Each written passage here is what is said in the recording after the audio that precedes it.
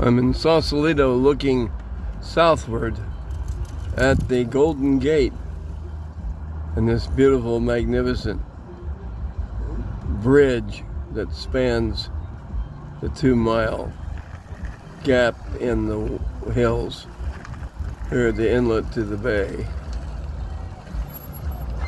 and the beautiful city on the hill. It's a lovely spot here in America.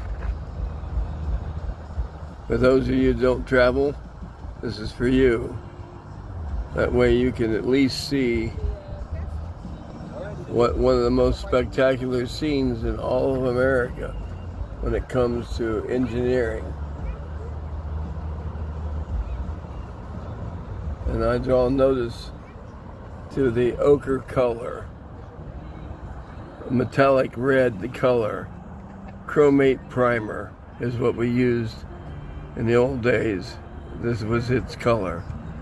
Red chromate primer on steel. Beautiful color of ochre.